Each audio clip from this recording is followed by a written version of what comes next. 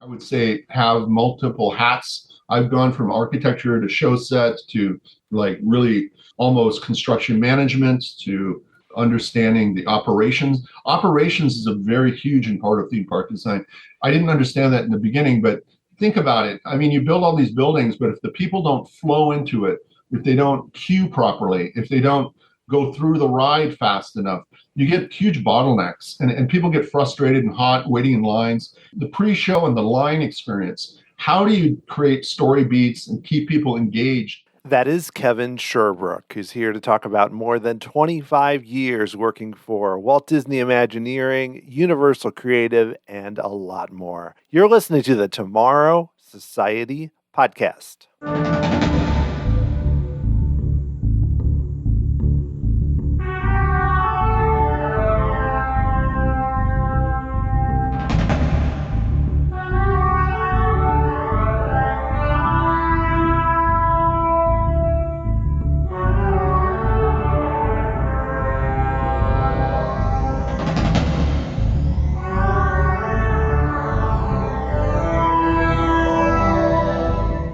Hey there, thanks for joining me here on episode 204 of the Tomorrow Society podcast. I am your host, Dan Heaton.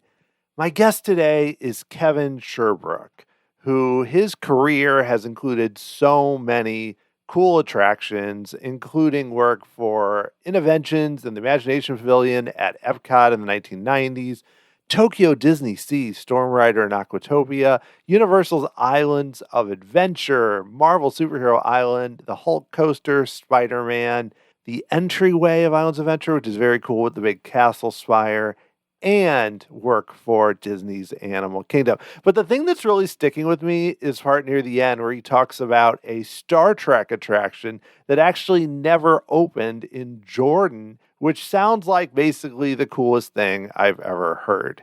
I've definitely fallen down an internet rabbit hole based on everything he describes about that. Kevin is an architect. He's a show set designer. He's done so many interesting things in his career. So it was really cool to talk with him and learn a lot about these cool projects and the work Kevin did in them. So let's get right to it. Here is Kevin Sherbrooke.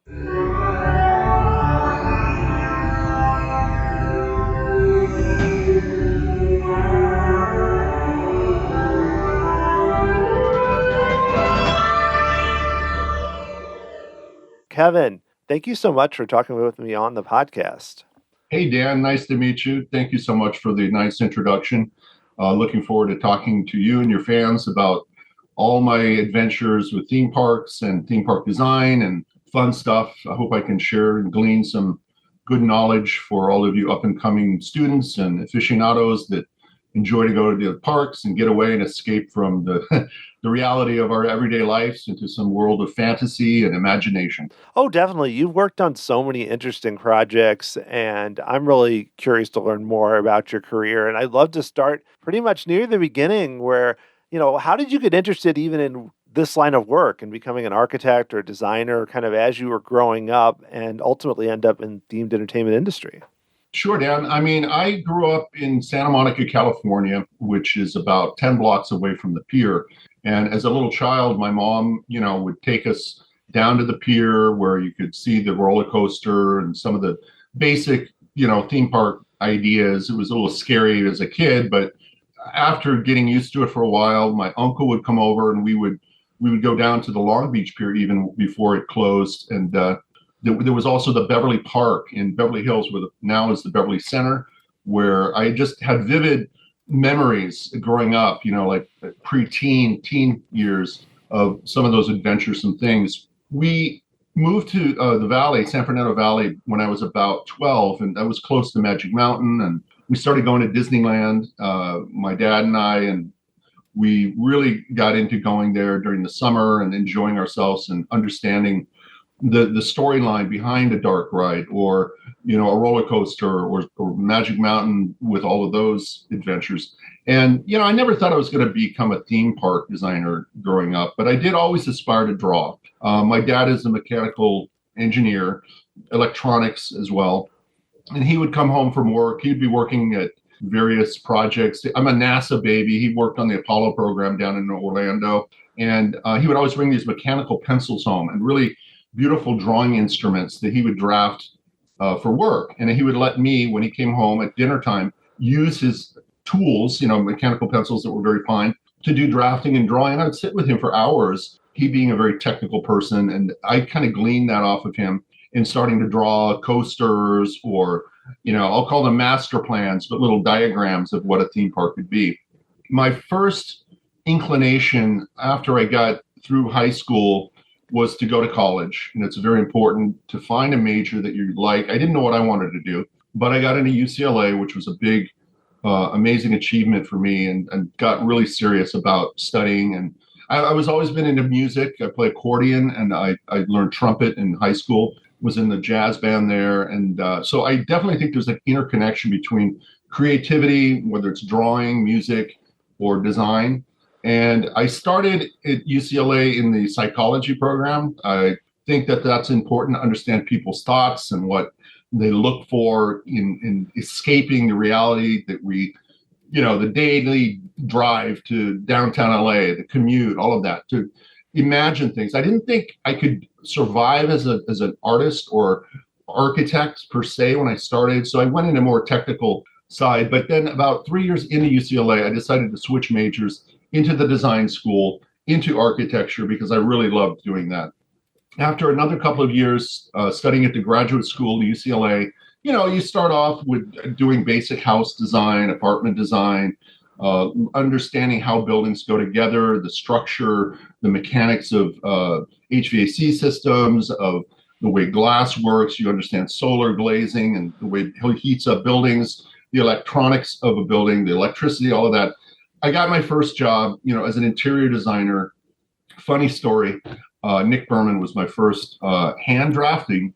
This is pre-AutoCAD, pre-Revit, over on the West Side. And I went to the office for the interview, and he says, I love your skills. Your portfolio was really important for me to get from college up to speed so someone would hire me. But my first drafting job was actually at Pierce College, learning how to draft with rulers and the T-square and everything like that. And an architect walked in and he says, is there anyone here who wants an internship this summer? Very nice guy, Wayne Moore. And I raised my hand. I went to go see him, $5 an hour. Okay. And I drafted my heart's content for that summer. That was prior to UCLA. And then after UCLA, I got the Nick Berman job, which was really a higher level of interior home design, learning how to draw cabinetry, learning how to detail all of these things. And we did the Irwin Winkler house in Malibu. And I got to work with him later with Berman Rossetti Furniture, understanding how things go together, things are purchased, the extreme prices of things for high-end customers. And then I was working downtown at R&L Interplan, my next job, and I got the call from Disney, which was, it was to work on EPCOT Center. So it was on EPCOT's entry. They were redoing the whole showcase entry with all the parasails and restaurants and everything. It was kind of a refurbished graphic look at how to reskin the old 1970s buildings that were looking a little bit drab. Oh yeah, I would love to learn about that because I am a big fan of EPCOT going back to the early '80s and everything else. But then for you to come in, one as such an early job, and for Disney, but to come in when they were 10 years plus in, deciding, okay, we're going to make some changes to it, I find really interesting. So yeah, I know you worked on Innoventions and some of the other kind of central spine area, which now they have completely kind of removed and are changing again, are mostly done, but are still doing. But I'd love to hear, one, just as you started Imagineering, but also just what that project was like, getting involved on EPCOT as the park started to change. Yeah, so it was really exciting getting the call from Disney. So I went there, I interviewed, I got the job, and jumped already, and pay a lot. Was really good.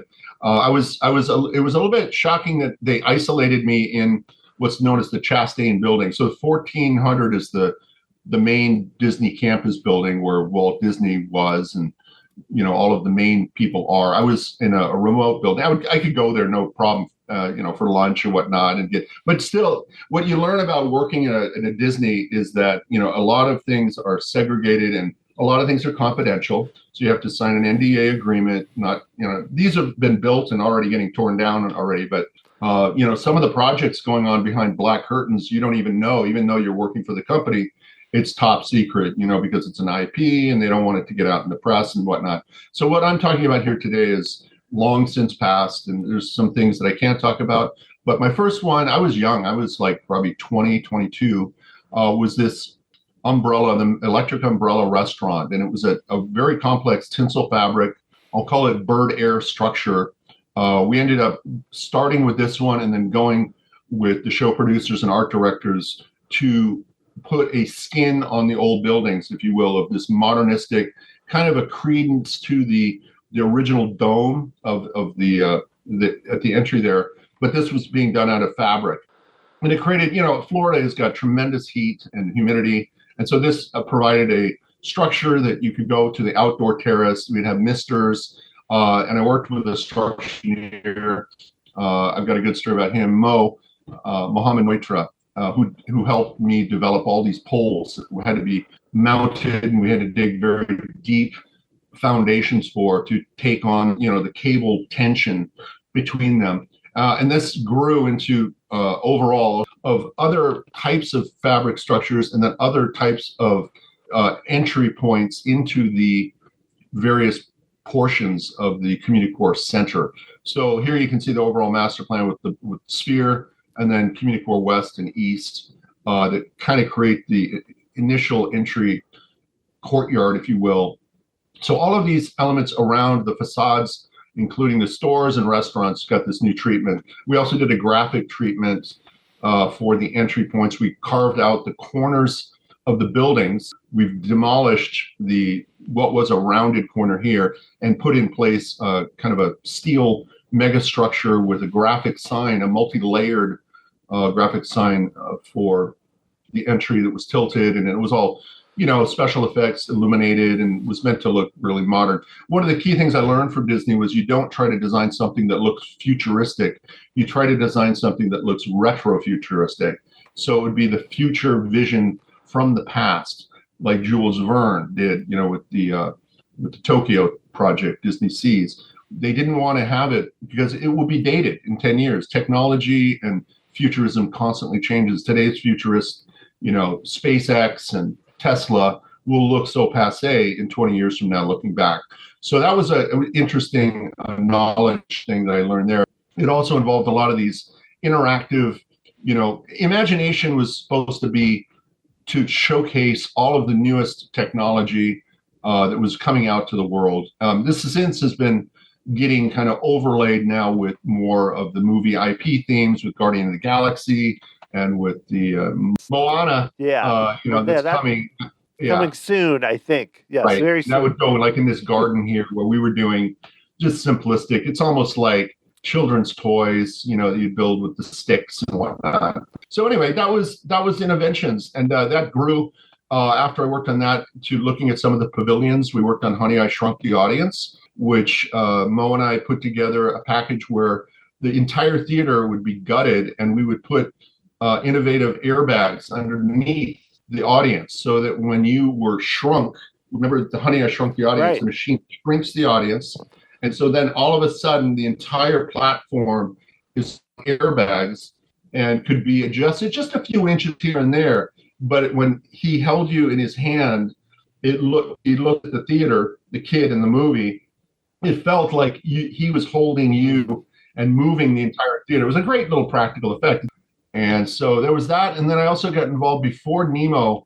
We did a look at the renovating the Seas World. So I went to Florida. They sent me down there and got to, go through those two pavilions and chronologue everything that's there and what we were doing for Nemo that eventually became, they got rid of a lot of the fish, and we ended up, things that didn't work turned into projection, and the IP of Nemo was stronger than actually the kids wanting to see fish and real things. There's still a component of that in the back side of the story, but that was that project. Mm-hmm. And then this was the Imagination Pavilion, where we didn't have a huge budget, and I actually honestly liked the previous ride better than what was done because of the budgetary constraints. But some of the special effects were, to create auditory sound and smells, and try to create imagination with Figment. They brought Figment back to a new kind of setting, if you will, of a project. You mentioned that you were able to visit Florida and do some things on site. I'm curious for you, as someone who'd Oh yeah, mostly grown up with Disneyland, getting to go down there and right. actually work there, kind of what that was like for you, if you could talk about that a bit. Yeah, I mean, I didn't work for Disney in Florida. I only would go there for business trips. So get this. So the first I was working there, and the show producers came and they said, "Well, we're going to go down to Disney World this weekend." This was for this project, the EPCOT Innoventions. I had never been to EPCOT. I've seen some photos of it. I was very intrigued with Disney World, but I said, well, what about me? I've been working on this project for 6 months, and it wasn't in the budget for me to go with the team to do that. It was kind of higher level executives. You work with people like this. So I bought my own airline ticket, stayed in not a Motel 6, but something equivalent, right there on International Drive, and went down for the week myself and went to all the parks. I went to EPCOT and Disney World, and it was really a mind-blowing experience all by myself, just to really get immersed into the company I was working for, what the overall, and Disney World, unlike Disneyland, which is this little 5 square mile thing in the middle of Anaheim, Disney World is like 50 square miles of multiple theme parks, of vast wilderness areas, and interconnected and separate from Orlando. So that was a real eye-opening experience. I went on all their buses and tram tours, and they didn't have Uber back then, but I would just find my way around, and I was just blown away. And I came back from the trip, went to EPCOT, went to all the rides some of them are now closed, and I relished those times that I got to visit those before they shut down. Where the GM building was, they had that walk through, and they had some of the other ones that they refurbished these things. So it's really good to kind of keep going back and experiencing the shows as things evolve. I've yet to go back, but yeah, it was just great. And I went back to work the next Monday, and my bosses were back, and they said, "How was your week?" I said, "Great. I was in Orlando the whole time." And they were really impressed with that. And that led to me getting the next Animal Kingdom gig. As I tell a lot of up and coming people, you really have to kind of work it with introducing yourself to show producers, showing them your experience, because they're on a 30-year track. And sometimes we come in as show set designers or architects, and it's a gig, it's a project, and then after the project is done, they downsize and everyone gets laid off, and you may not have that opportunity to come back. So you really have to impress them and be looking for your next gig while you're there. So it's very challenging. Sure, yeah, and I would love to hear more about Disney's Animal Kingdom, because I know you were involved in the before the park opened, even in like the DinoLand area and Restaurantosaurus, and the attraction called Countdown to Extinction, then now called Dinosaur. Right.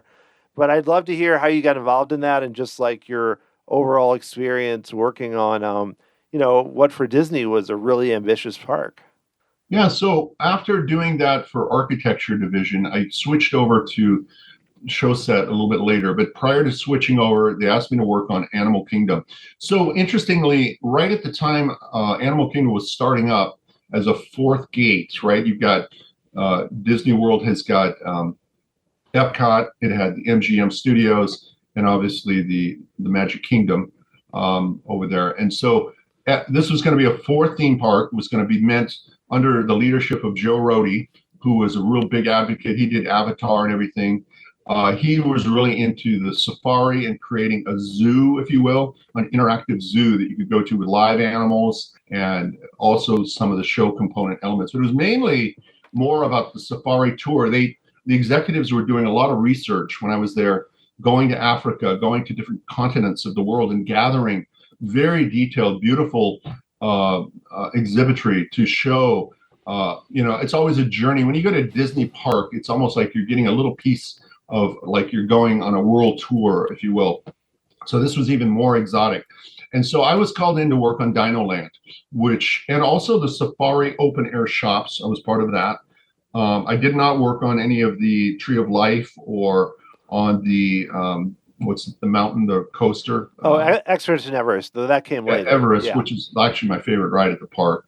But I was working around. So you work in different teams, if you will, of maybe 5 to 10 people on a land. And so I was with Gary Williams, and Peter Rummel at the time was DDC. They were taking over a big chunk of the work that the Imagineers had done prior for doing hotel work and there was a big money grab, if you will, of all us creatives to his camps and to outsourcing a lot of the hotels to other people. So Imagineering cleverly needed engineering on this park, and they hired Parsons engineers out of Pasadena to do the engineering in a horse trade in Pasadena on the second floor. And all of the designs for this were being done over there, kind of hush hush towards the corporate Disney paid Imagineering back then, and we had to keep our budget very limited on this park so we wouldn't go overboard. But DinoLand was a great experience. My first project on that as a project architect was the restaurant, which was a large restaurant building, which was a collage based on an actual dinosaur dig site where they used these like army barracks kind of structures that were used for collecting dinosaur bones and whatnot, as if you were a actual dinosaur collector living in a mobile home. We created portions of the building that it was a dining room, but it was meant to look like a mobile home. And it was a collage of that, but it was a very detailed package that I was involved in there. And then we had the Dino Ride, which we all collaborated on that, which, was going back in time 65 million years to, reenact the ride, the Jurassic Park ride that Universal was so hot. They wanted to create an offshoot of that. It is a pretty good, close example of that. Not quite as grandeur as what the one in Hollywood is, but It was a drive-through with a similar Indiana Jones vehicle, multi-axis vehicle that simulated going back in time and interacting with dinosaurs and coming back. In theme park, there's always the Pirates ride, there's the Haunted House ride, there's a dinosaur ride, and then there's a coaster ride in a mountain, which it's going to be a hit. It's the top 10, and you always got a winner. So they wanted a winner here. They wanted a coaster, they wanted a dark ride, they wanted a river ride, and they wanted the Kilimanjaro safari ride. Those were the key. And then, of course, I was working with Michael Brown and on the Tree of Life. That was his big. He's one of the executive architects over there now on the Tree of Life, and he was coming over with big green leaves and trying to fabricate components. It was an oil rig. The Tree of Life was actually an oil rig that they then decorated out to be the Bugs Life attraction underneath there, if you haven't been to that. But that was in a nutshell. I worked on some of the animal attractions for the hippopotamus, where you go under the ground so you can see the hippos floating around. And then with Joan Varelis, who passed, I believe, I heard recently, unfortunately, on all of the interiors of the safari open air. These shops didn't even have air conditioning. The budget was so tight. But a lot of show sets and propping of those stores, entry signage. When you're working for Disney, you're always working with great graphics people. You're working with colorists. You do beautiful, layering, and you learn so much about that. And then you go over to the show special effects people who are doing show lighting and sound control. You start to learn about all of these magical overlays. So when you come into a space, it's already kind of a magical experience beyond your normal reality. But a lot of the projects are very glum and boring. I mean, little snack shops. This is a La Brea Bakery I did down here at Disneyland. One of my first assignments actually for WDI was doing the area development restrooms. And you laugh and you think, wow, I'm working for Imagineering. And they go, okay, hey, Kevin, good morning. Your first project will be area development restrooms. And there's probably 50 urinals and 50 stalls and 25, sinks, and they all have to be to code. Obviously Disney's a high profile company and they don't want any slip and fall injuries or any ADA lawsuits or anything. So it has to be by the book. So you really are under the gauntlet of getting it right. I worked on the Paris entry gate, which was this is a period at Disney where it was a very limited budget for a lot of the parks, and a lot of people complain about it now, and they had to go back like California and retrofit to put another $1 billion in to make them now, world-class places. But I was asked to work on the entry gate and the entry plaza for this MGM Park, Disney MGM Park in Paris. So I was doing 3D modeling, simplistic AutoCAD 3D modeling for the entry where you buy the tickets with fans and covers and things. The entry stylings were typically done by an art director, and then we translate some of those sketches into, constructible themed facades, which I've become an expert at. You work a lot with Hollywood art directors that do a lot of the movie sets, like you'd see, in the drive-through when you go to Universal Studios. You see all of those fake facades that are built on a skeleton, if you will, that look like New York Street or whatnot. So it's a big part of what I do. And so, the Disney Paris park had a few components that were pretty good. It was a shorter stint on that. Later on, I transitioned from Disney. I started working both at Universal Studios Island of Adventure in conjunction with my time at WDI. I was working in the day at WDI and at night at Universal Studios.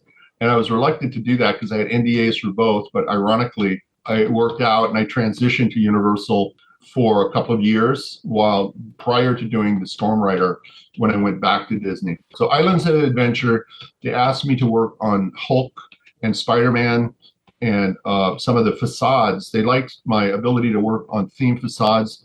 And the idea there was to be taking actual Marvel comic books and translating them into real buildings that were, like Disneyland. When you walk in, each level as you go down the street, each floor of the building is 2/3 the size of the last. So it gives you the illusion of a much larger building going up, so that you're creating this artificial sense of perspective. So the same idea was true here with the main street of the Islands of Adventure Superhero Land. So you can see here in this facade where we're trying to do a tall skyscraper taken from a comic book, but each floor, each layer of that cake got slowly smaller and smaller. So when you're looking up at it, it looks like the building is 100 stories when it's only 40 feet tall. So that was pretty effective. And I got to work with Gene Noleberry on that one, and also Jerry Parra, who I would highly recommend for any project, a great friend of mine. And we go cycling together from time to time. He taught me a lot about theme facade. He's well-known Imagineer from a lot of projects. But I worked with them hand in hand, putting these sets together, creating these 3D models, crude, if you will, 3D Studio Max beginning models back in the day. This is going back to the 80s, I think, 80s and 90s. But you can see how dailies you would get some sense. Mark Woodbury was the overall, CEO on this project, and well known back. This was the first project, but a lot of very creative people worked on this, including, myself. So this was the Superhero Island restaurant, which I created this effect of doing multi-layers with cartoon image cutouts of what you'd see in a comic book and try to make them on different layers, backlit, trying to create a little bit of a dynamic there when you're having your hamburger. And then I got to work with Gene. He was very adamant about the Hulk roller coaster, Gene Noble, and working with him to 3D model the gun, the big ray gun. That this was one of the first roller coasters where it was truly immersive. You were going to meet the Hulk. You were going to be going into the lab. The people that run the ride were actually going to be dressed up and costumed and, really engaging the person. They've redone this in the past about 6 years ago. It's even better now with, the special effects and the launch sequence and then the gamma gun and shooting it out. So it was a very innovative. One of the ideas that I had on this I talked to Mark Woodbury about it, but I said, why don't we bring the coaster down and underneath the walkway that the guests are coming to the ride? We liked the idea so much that we called it, I think it was Vekoma coaster, that we re-engineered the double barrel roll loop to be able to, on the outer part of it, to go underneath that main walkway where you walk under it. And we created a trench that it ended up being a really great entry point to the land. This was the first big attraction that had them asking me to design the ride station. This is the old design, which was more of a exoskeletal structure with kind of, perforated metals and things like this that led you up to the powerful gamma ray rings that launched you off the coaster. That was going to be the big entry launch, and that they've updated since too. So it was great. And then Mark Woodbury asked me one day to help him come up with the idea for the main entry Tower of Babel weenie, if you will, of the park. Every theme park has got like the castle, right? We call it the weenie of the park. It's the thing that when you come through the gates, you're focused on, you see it in the distance, you want to go there, you want to get there. So this was more of an entry point statement. So I did a few different versions of this tower with him. And we talked about, doing the signage and creating the lighthouse, which would have a 1,000,000 watt light that would guide people to the entry point to Islands of Adventure. Here we're seeing some of the crude models of the Doctor Doom Alley, which was a lot of cladding and theming to make leading you up to the Fear roller coaster. This is a basic launch tower. I think it was about 100-meter tower. They've got two towers, but it was a haunted house version of Doctor Doom. You're gonna die. Theme parks. The trick to theme parks is they take you to the edge of where you think you're going to die, but you don't die, you survive, and that's the thrill. I mean, that's a well-known idea behind these things. So the Fearfall turned out good. It turned out the coloration was a little bit different than what we were going for, but all was going for that backlit green Doctor Doom coloration. So that was some of the stuff I worked on at Islands of Adventure. You said you were working for both companies at the same time. I mean, how different was it? Like, you're going from one to the other in terms of just, style of work or how things worked, or like how tricky was that for you to kind of balance doing one and then the other and kind of the approach, I guess? I mean, I was working probably 12-hour days back then, maybe 14-hour days. I was hired at Universal. Universal Creative was kind of a relatively new company that they threw together a lot of people to do this Islands of Adventure to compete with Disney World, right? So they had the Universal Studios down there in Orlando, which was doing okay, but they didn't really have a resort destination. So this was the big first foray for them to spend, $1 billion on a new, highly developed, high-level theme park.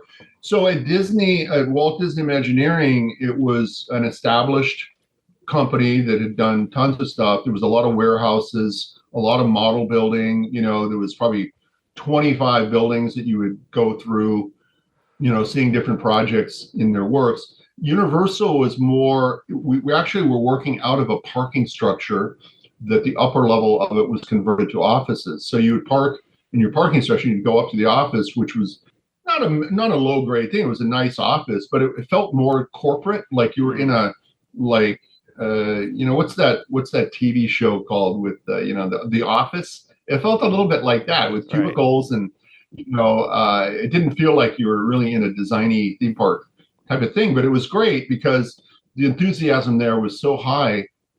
And Mark Woodbury, who hired some really great talent from different companies around, Larry Wyatt's and some of the other names will come to my mind. They would come in to kind of oversee and say, hey, yeah, this is what a theme park should be. You're on the right track. It was a lot of that kind of guidance from old guru theme park designers coming and going with us, kind of a new generation of Universal creatives. And then they hired Phil Bloom when we got to the work on the Spider-Man attraction, who I didn't know, and I got to work with Phil on the show set, and he asked me to do an animatic, a walkthrough in 3D of what the Spider-Man ride would be doing. And Terry Koo, who now I think just retired, but he became the vice president of Universal Creative, was heading up the creative side of, all of the show sets. And we built a big model. It was probably the size of a conference room at half-inch scale, really looking, you'd build the model and then you'd build a test track, and we'd actually sit in a chair, like an office chair, and you could roll your head in between the different scenes as if you were actually on the ride. But it was all foam core and whatnot. You'd work it up and work the different scenic elements from there. But it is an attraction that holds up today. They remodeled it. They did laser projection, and they used my 3D model to inform a Montreal company in Canada to develop all the latest CGI for Spider-Man, and interacting the 3D component of that with the ride vehicle, which was kind of like an Indiana Jones. They'd never done one before, Universal. So it's a big first for them, this project. And it was gotten a lot of attention from a lot of people.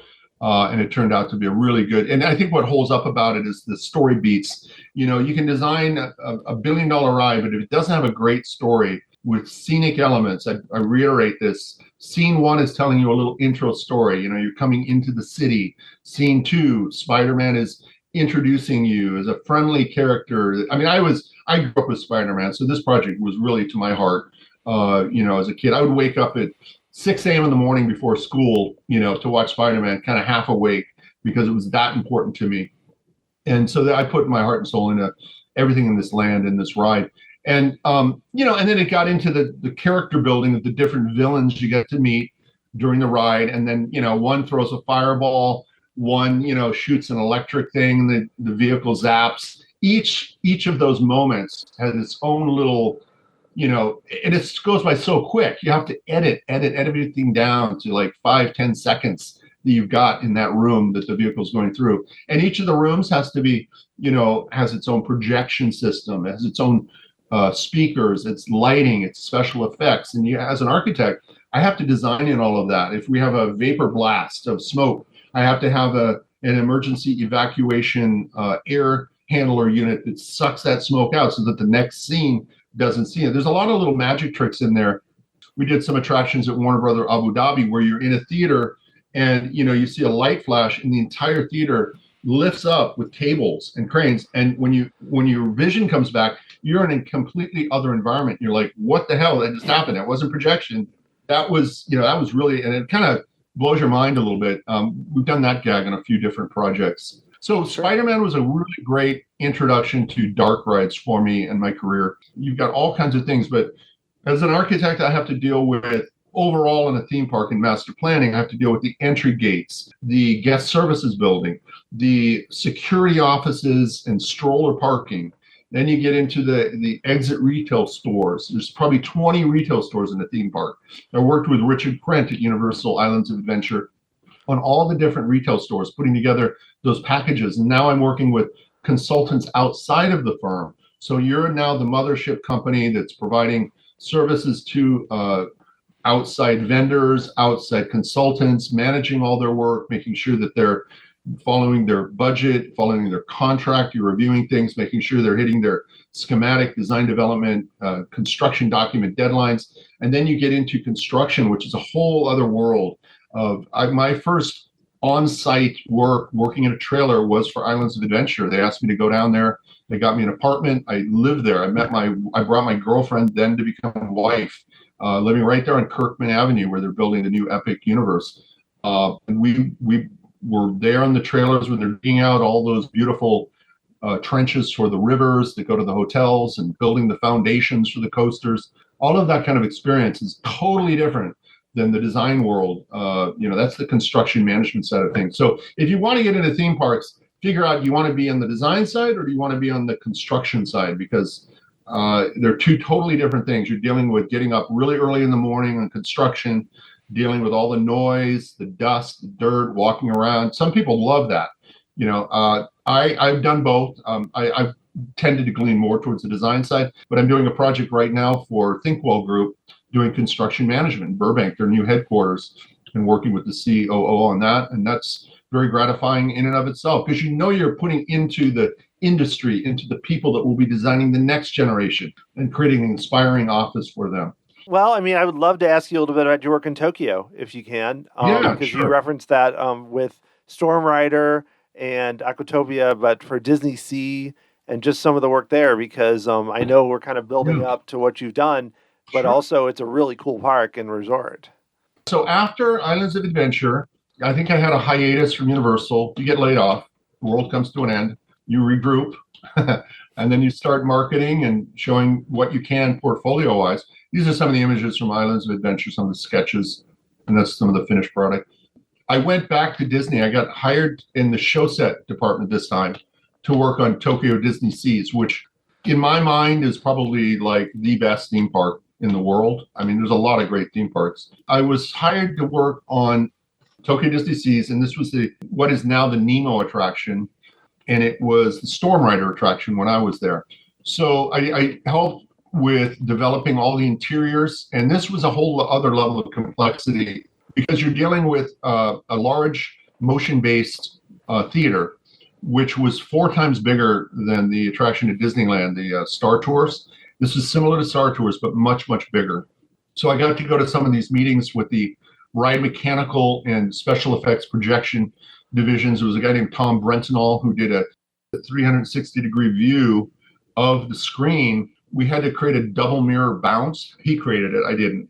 But I coordinated some of how you connect it to the vehicle, how we shroud the projector, where the actual film was located on reels underneath the vehicle. It was a very complex endeavor. And the idea, again, with the story behind this was we're at a research center in Tokyo. It's on YouTube. You can watch some of the old video. And we're having the storm of the century, like Hurricane, what was the big one in Houston? The big hurricane that wiped out that. And we're going to go, we're going to save the world. We're going up in this space vehicle. We've got a giant missile attached to it, and we're going to blast the heck out of the hurricane, and it's going to dissipate the hurricane, and we're going to save the world. But as you know, if you watch the story, before we get into the story, they had a pre-show. One of the important aspects about being a theme park designer is understanding your cues. And it's gotten ever more complex now with general queue, fast pass queue.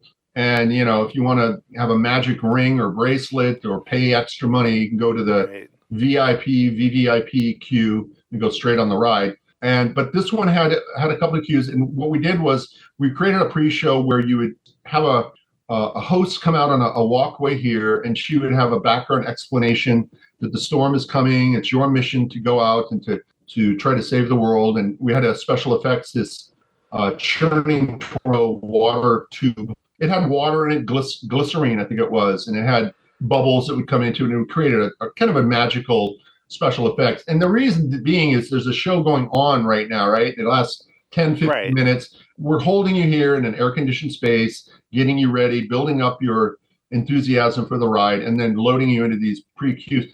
It's very similar to the way they did the Flying Over California kind of queue, where then you see above the doors, you have the pre-show, get ready. This is where, we're going to get on the ride. And then you got a double set of doors. You come through for sound. You want to keep it quiet, and you get on your seats, you buckle up, and then we fly up into the clouds. And this was the model of the ride vehicle here. And built into the ride vehicle was all kinds of special effects. We worked with a guy named Scott who was doing the production design, reverse engineering some of the 3D models into 2D show set components. They show you an example of the missile that you're going to launch, which actually crashes into the ceiling of the vehicle. Lo and behold, you have an accident. We're ready to blow up the storm, and the missile malfunctions, turns around, comes back, and lands right over your head in the cabin where you're sitting. It doesn't explode. We get it out of there. It explodes. We save the day, and we come back and land. So it wasn't the most popular ride, but I still think the original is better than the current Nemo ride, which didn't have that really great story. Now it's more of a kid's.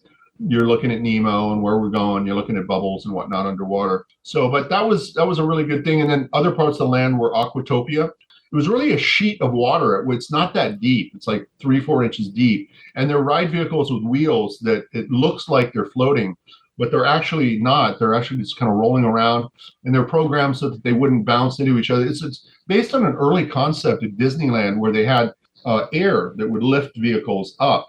And it was a failure of an attraction because it kept malfunctioning and the air wasn't working properly. So this was kind of a rehash of that.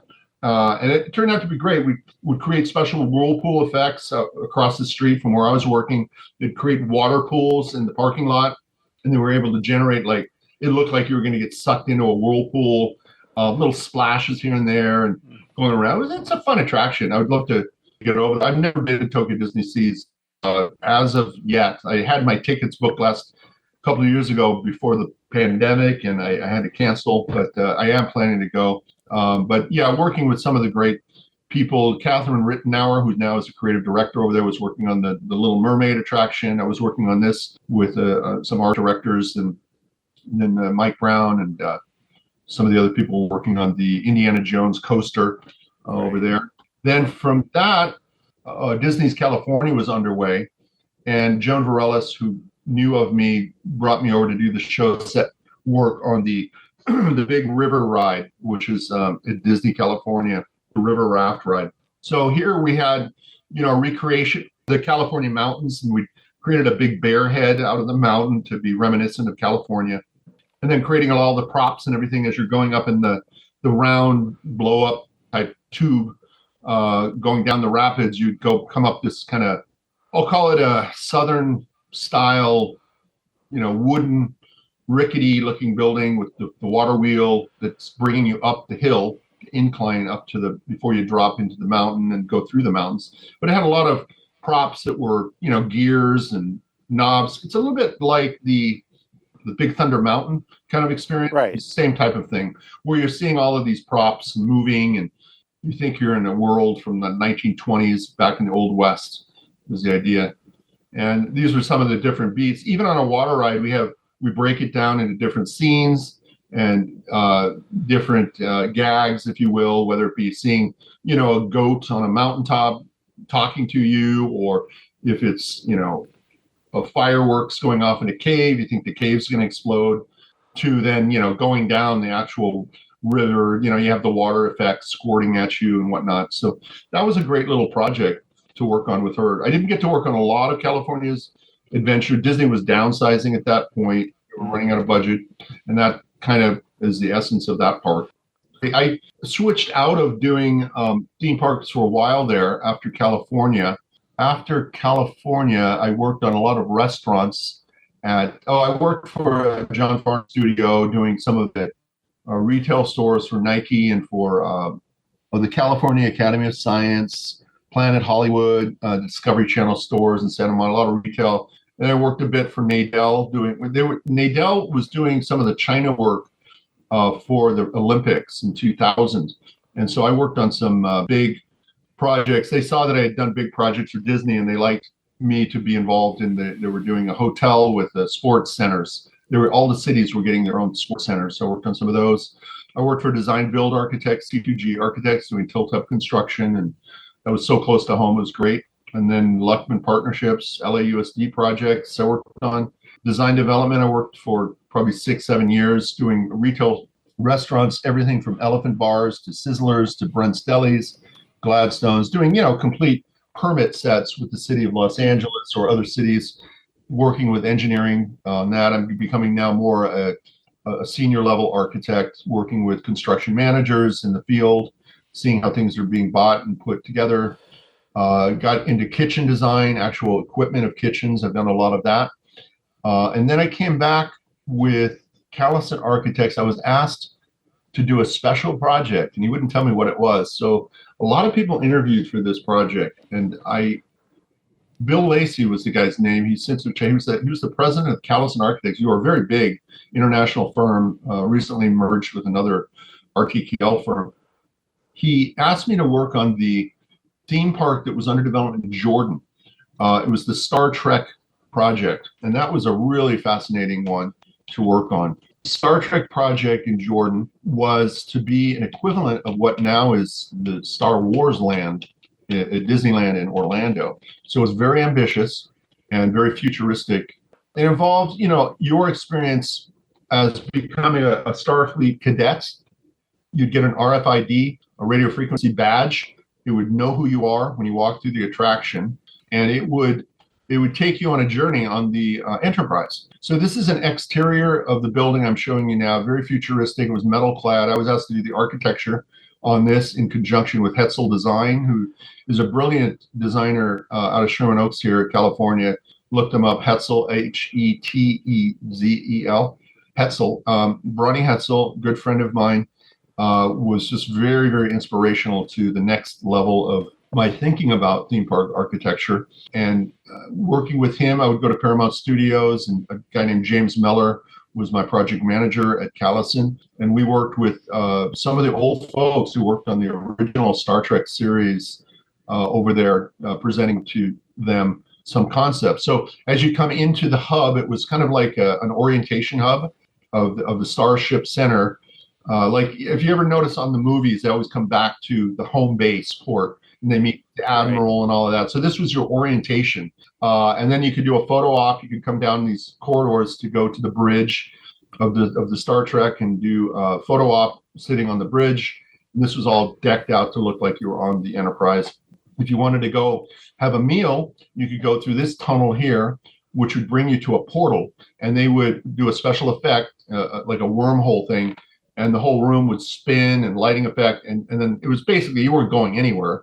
The floor would vibrate, and they would teleport you to the restaurant, which was here. You'd come into the restaurant, very, very similar to what they did just recently at EPCOT, where you go down the restaurant, supposedly in outer space, to an elevator. Yeah, Space 220. Yeah, Space 220. So this was prior to that, probably 10 years before. But the idea, just like that one, was the entire wall was a projection screen with a show set that was proud of the screen a bit, 10 feet, and it would create the effect that you were in outer space while you were having dinner. And then when you were ready, you could go down the main corridor, do the pre-show here, where you'd get debriefed. You always have a pre-show. They're stalling you because the main show's going on, right? You have to pump people in, Right. It's all about THRC, which is the theoretical hourly capacity, not THRC, but THC.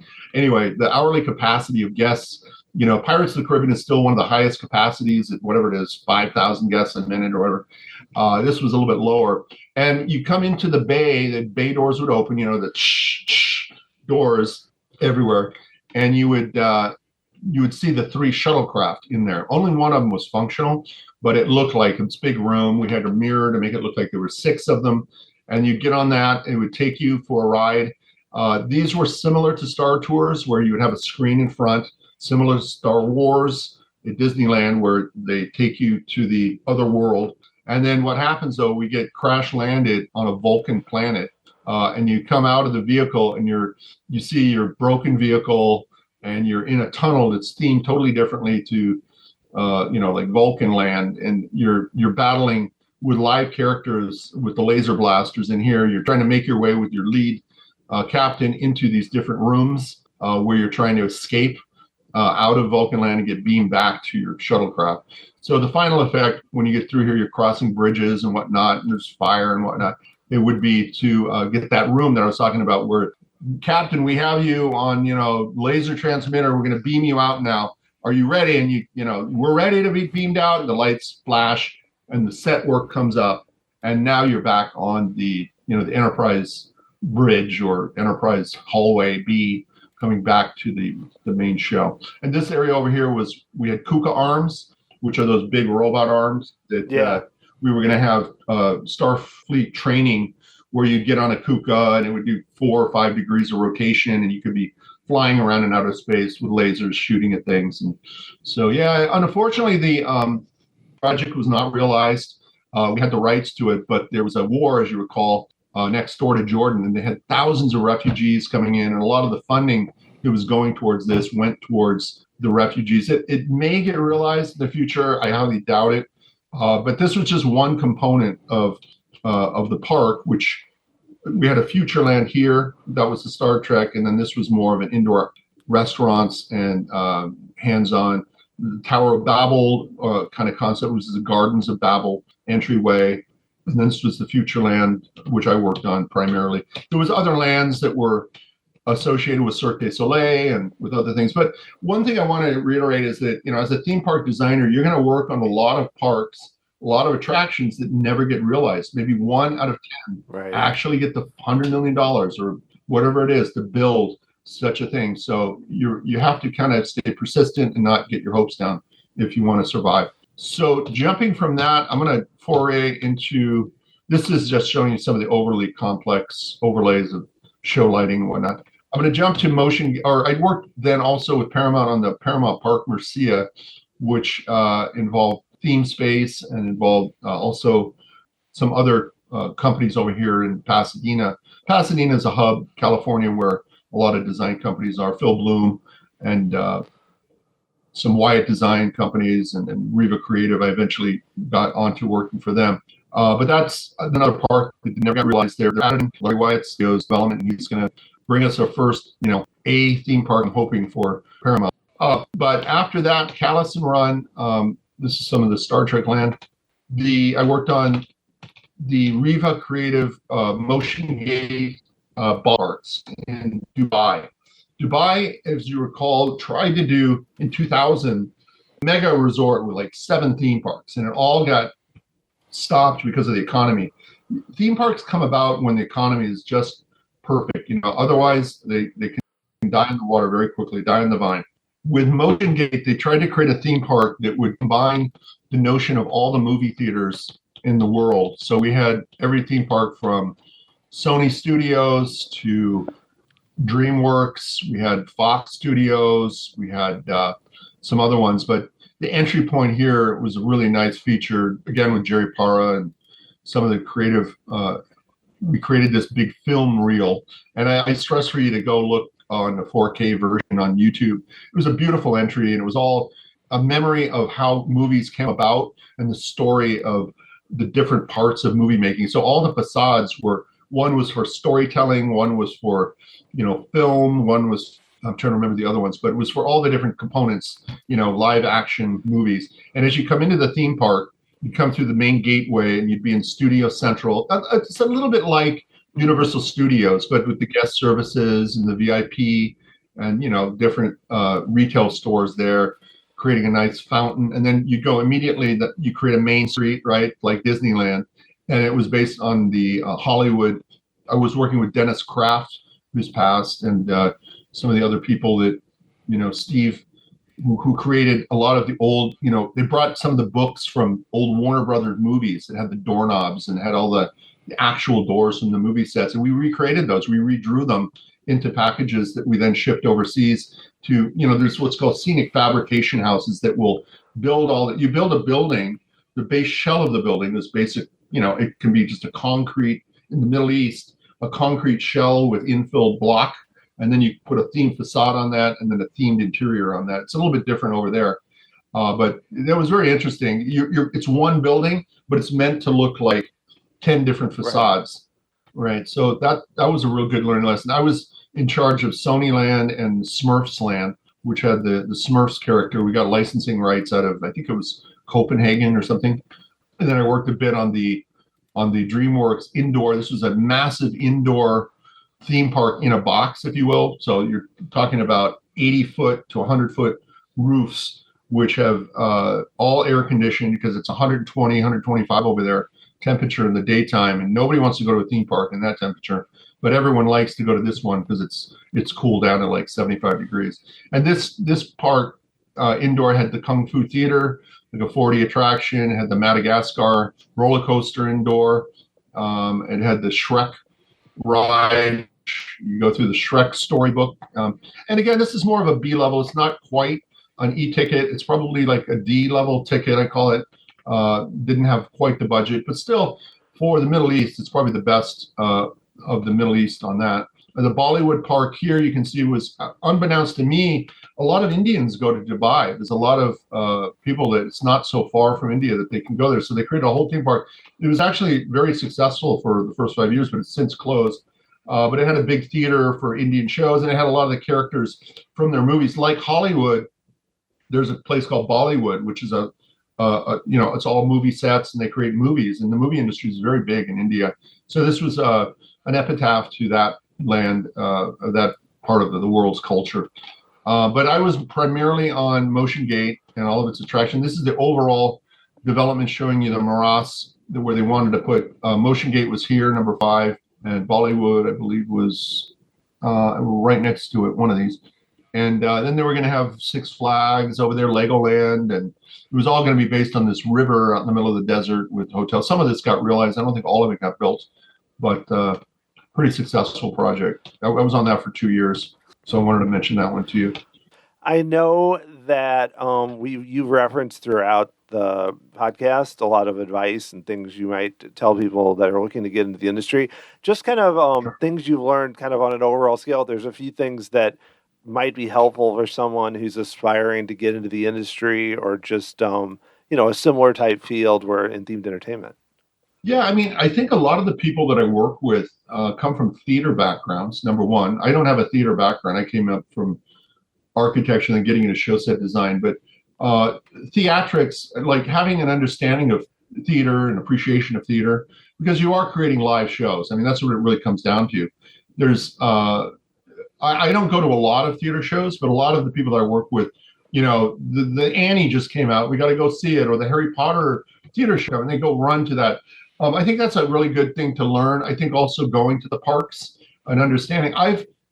As I get older, have been getting more into doing master planning and understanding, walking around, knowing the distance to area development restrooms, or knowing where there's a drink station or drinking fountain, knowing the mix of components that go into each land.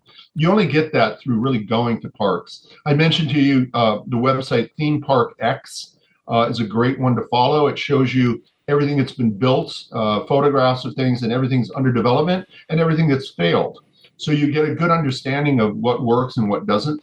I wouldn't get your hopes too high as to working just for a Disney or Universal.